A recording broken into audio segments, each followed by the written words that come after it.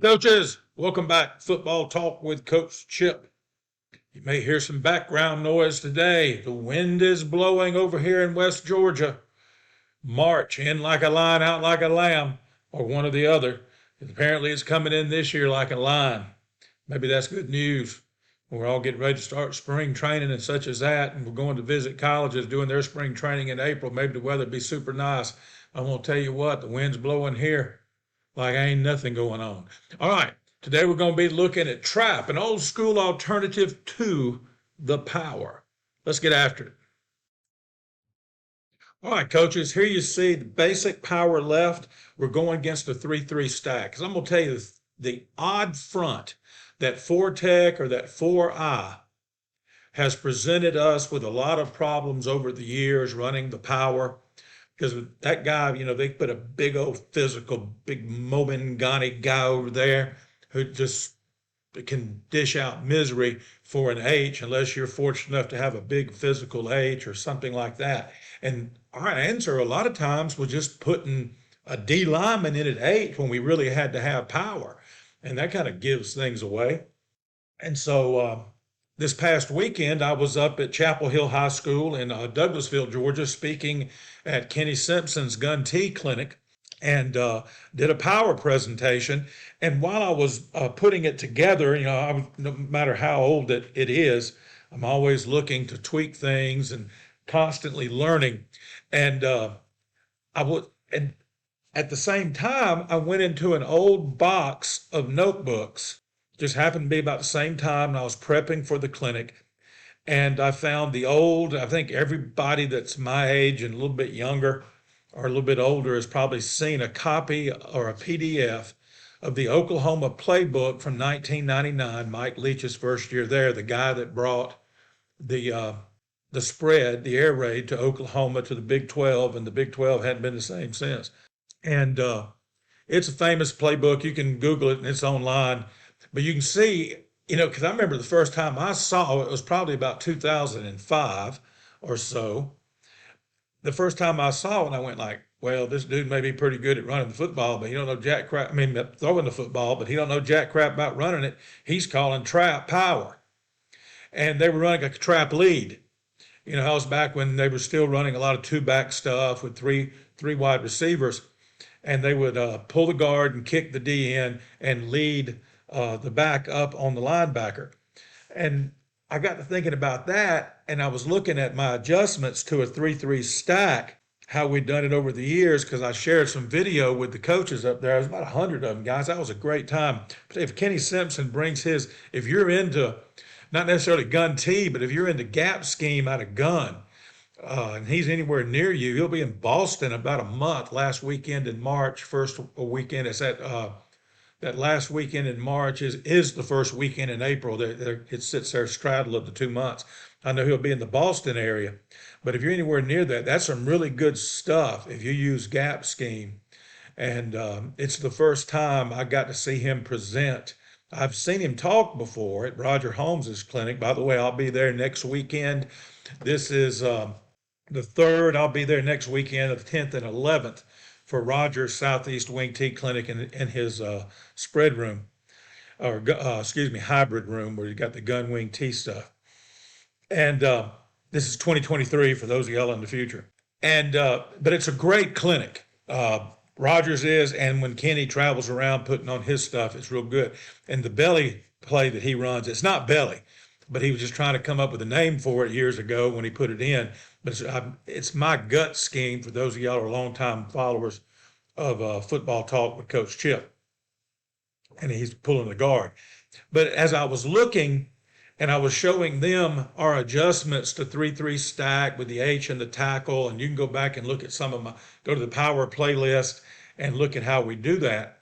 Do things like a little exchange between the H and the play side tackle, and what I call the pity pat block, where the H just pauses and kind of pats his feet to see if the tackle is going to drive the DN out or drive the DN in. And all that is coming together. And I know this is a long story. I'm making even longer, but hey, man, welcome to the South. I got to noticing, holy cats, Leach and Mummy were onto something, versus the odd front. And it's an old school answer, and it's the trap. Well, here you just see the power right here. And this is when you got a four tech, and your H is not going to have a problem J blocking him, kicking him out. But, sometimes they can put a guy like a 280-pound D in, and we've faced that for many, many years. There'd be two or three teams, at least two on our schedule, much bigger than we were enrollment wise and player wise. One was a big 5A, 6A, was kind of up and down. Another one was a 4A. And they had some big old D linemen, and sometimes they'd get that D in and dish out misery on our little 165, 170-pound H's. And so this is just a great, great alternative I'm going to show you today. This is just our base power. You see it right here. All right, let's look. I got 5 slides for you today, and I know I've wasted about 5 minutes of your time, but you know what? Hey, it's free. What do you want? Before I show you the trap that you can do against the 3-3, remember what my alternative for years has been to a defensive end that you can't block, or D lineman you can't block. Read his ass. Okay, just that simple. All right, he's going to be right here, and you can't J block him. Just whatever he does, you do the opposite. Just my version of the power read. I call it power read. It's not a sweep. It's more like the veer. And I got several videos on here. I'll link it up below down in the comments, okay? Where you can go look at that. And I know a lot of you longtime subscribers and viewers of the channel have seen it. But if you want to go back and look at it, I'll link it up below, video on that read. But now, what if you don't have a quarterback that you want to run the football? I was blessed with that many, many times over the years that we've been doing this. And we were blessed with athletic quarterbacks. We had a run of 3 in a row for about 7-year period that we had quarterbacks that could run and They run like a scalded dog. But what if you don't? Okay, here it is. Here's your trap. It's real simple. Now, I would not do this at the line of scrimmage. I mean, this is, they're a 3-3 team, or they're a 3-4 team, okay? They're an odd team. And I drew it up against a 3-3 because, brother, like I've said on here 100 times, if you can block a 3-3, a 3-5, whatever you want to call it, 5-3, you can block a 3-4, 5-2, 3-2. I'm telling you, you can. This is, to me, this is the one right here. You can block this. As I told y'all before, I don't worry about 2 defenses, even front and odd front. Okay? Because I believe you can block a 4-2, you can block a 4-3. If you block a 4-3, you can block a 4-2. Okay? And I believe you can block a 3-3, you can block a 3-4. Period. End discussion. All right, now, so it's just a trap. And you're keeping your gap down backer intact. You're not frigging around. We always talk about frigging around with your linemen. You got gap down backer, block back. And instead of pull wrap, it's pull kick. And like I said, I would call it. I would just have it in, say, hey, this week we may run some more trap. And this is a case for keeping trap in your arsenal. If for no other reason, just practice it from time to time, simply because it's I don't like freaking around with the lineman, but if all you're doing is changing one guy, look at it. We're changing one lineman. And instead of wrapping to backer, he's kicking. You see what I mean? And he's already going to be practicing kicking on his buck and on the counter. So you can put it in, have a different call for it, whatever you want to call. So you call trap left. All right, and all you got to do is say, hey, guard, when we call trap left, it's the same thing as counter left for you. Look at it, that's what it is. Whatever it is you call counter left, just tell him, hey, this is the same as that. And you're not really messing around with a lot of cats, and you're keeping the play the same. Now, the H is going to be a little different because he's going to wind up, he's exchanging responsibilities with the guard. You say, well, what's the advantage of that, Chip? It's real simple. Who is better at blocking D linemen? For the love of God, I hope it's your guard. I hope your guard is better at pulling and kicking D linemen than your H is at blocking D linemen. Most years. Because sometimes you're going to have a dude right here. I know that. Okay? But all you're doing is swapping their responsibility. What he'll do is he'll just make sure that tackle's got to get a matchstick in his hiney right here and go. And come right here and you're leading, and it's trap lead. And now you can run power, and if the DN's just blowing up your guard trap, you got issues, right? So I really like that. He said, whoa, coach, wait a minute, whoa. That's good against the 4. Even better against a five, but it's against a five now. I just run a power. This dude's playing outside shoulder and an odd front. I would just run my power, unless your H is just terrible at J blocking. So what if he's in a 4-eye? If he's in a 4-eye and there's no way for your tackle to get across, because if he's in a 4-eye, I think we've talked about this. If they're in a 4-eye, they're 70% playing the B gap. That's an old study that was done, and that's a college number. Okay, that's a D3 or D2 number. The guy that wrote the Purple Inside Zone book had done a study, and he had studied hundreds of game film. And this is like 20 years ago when he wrote that book on the inside zone. I think his name is Zwick. And he's the one, and you've heard me say that before about the 70-30 rule. If they're head up, they're 50-50 and all that good stuff. But if he's in a 4-eye, he is 70%.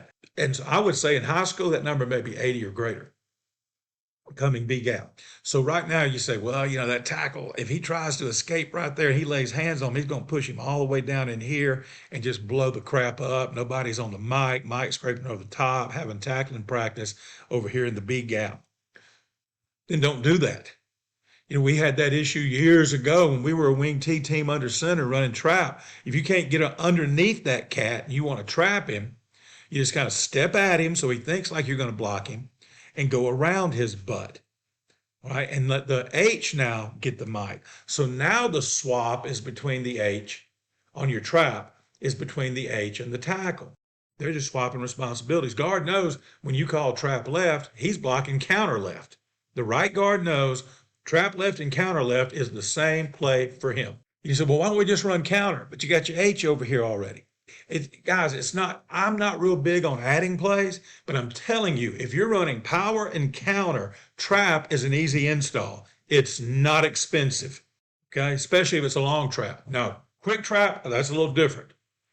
And you can put it in where it's always a long trap and you just don't use the cockeyed thing versus an even front because you don't need it because now you can power the even front because you got 5-tech D ends. My point is, if you put the trap in, if you're in a league with a bunch of odd fronts and you're not running trap, you got to question yourself. You need to be running long trap if your schedule is full of odd front defenses, in my opinion. Okay? Yeah, y'all know how I am. I don't think that I'm always right, but in my world, I'm right. Okay, the world that I coach in, that's a term I'm stealing from Kenny Simpson, by the way. He says that a lot, and I like it. In my world, in other words, where I'm coaching, we're going to have long trap if we have a lot of odd teams on our schedule. Now, if you ain't got but one or two, just run power and make your adjustment, okay, with your H and your tackle, whatever. But if you're going to go against 3-4 or 3-3 week in and week out, the other thing, too, if you're used to going to the playoffs, now you may be in a league that doesn't have many odd fronts, but the teams you normally play in the playoffs, see, there comes a point as a program, this is where I get into some philosophy, where you stop doing things to win your region. You start doing things to get deeper in the playoffs. Like, okay, we've arrived to so to speak, that we're a perennial playoff team. We're going to finish first or second in our region, conference, district, whatever you call it, where you coach. What do we need to do to get past? Have we been getting first round, second round, third round? Can't get past the third round. Who keeps beating us? What kind of teams keep beating us? And I'm going to tell you now, in Alabama, the deeper you get in the playoffs, you can kiss even fronts goodbye, especially in small school ball. Okay, right now I'm thinking of several perennial small school powers. And my Alabama viewers are probably thinking the same teams I am. Okay, Sweetwater over in West Alabama, they've been running a 5-3 since before the Dead Sea got sick. And if you're a spread team against them, they're in a 3-3 or a 3-5, whatever you want to call it. Okay, Fife is going to run a 3-3. Okay, they're a 2A. They went 3A for a while. And they, by the way, they won it in 3A too, and they're back in 2A. Okay, Fife is an odd front. And we just saw a lot of odd fronts the deeper we got in the playoffs. Okay, first round we may see evens. So you need to think about things like that. Okay, so the one thing that's superior to talking to you in public as to being on, there's many things. But one of the things that's superior to being with you as opposed to just talking to this box and putting out video and not being able to hear you and talk to you and see the look on your face and entertain your questions. I have to try to think, okay, what's the question?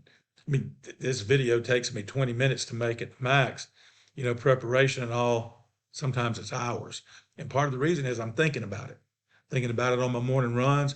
Think, all right, what's the question that they might have? I'm having to read your mind through the internet. If they're in a 4-eye, just like they were on the previous slide, and what do they do? Gap exchange. What do they do with a spike or a slice, whatever you call that, a slant from one tech to another? He lines up in a 4-eye, so that means he's 70%, 80% B gap. But they're a pretty well coached team. Like I said, this is second, third round, fourth round playoffs. And they do this crap right here where they slant that end out, them evil, conniving defensive coordinators.